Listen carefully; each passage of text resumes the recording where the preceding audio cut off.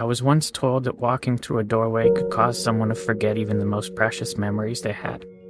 Memories of good, memories of bad, memories of love and of loss, all tucked away neatly, stored like the worn-out blankets that were kept to dress the rainy days and bad habits that happen from time to time. Or what it felt like to rest your head on a friend's shoulder that still carries with it the creases from where you last placed your heart. Just like that. Gone within a single step. As somehow 3 beams in an imaginary line drawn across the mold-aching floorboards were all that stood between you and the infinite silence of the very things that once colored your mind with sound. It's funny. You can make yourself believe almost anything if you think about it for long enough. Pathetic.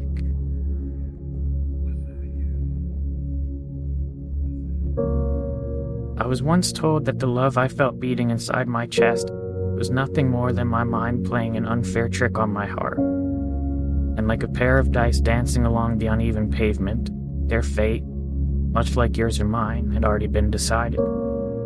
That even the cracks that drew their faults between 2 opposing sides could not escape a fate that was always destined to be sealed. To think that someone could actually believe that the swelling tides of my heart were no more than an anxious highway of ins and outs, anchoring my imagination to the castles I've been building in the sky. Well, maybe they are the crazy ones. Then again, I have been known to misplace my hope in the way things fall. And if I had to confess, there stands a greater chance that I've all but lost my mind in here. So I suppose it's better off this way.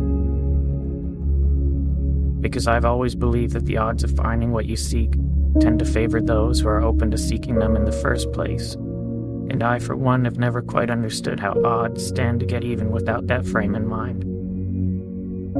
To be clear, I've seen a million faces. I've seen a million different faces, each one mirroring that of your own. And still, none of them have felt like home to me. None of them have felt like you.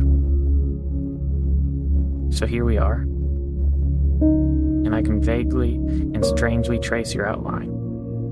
I can remember what it felt like to hold you. I can remember what it was like to stare blindly into your eyes for what felt like an eternity. How could I forget that? I could never forget that. I could never forget you. No matter how long it takes for my words to make their way through the vastness of this place we've called home, I unto you and you unto me, I say them and will continue to do so. Day after day, night after night, never knowing if you'll actually hear them. There's no place for time here. Just overlapping moments where I thought I'd found you, where I thought I heard the sound of your breath, where I felt your heart as it waited patiently for mine, retracing the steps that we left in the life before last.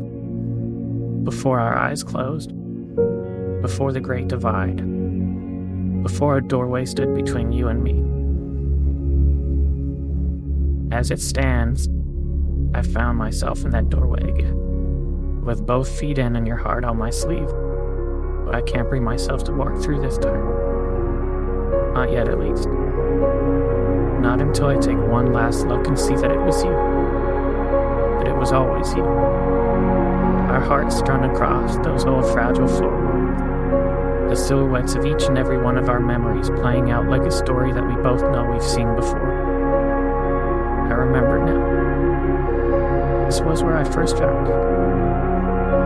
Beyond those closed doors, I will find you again.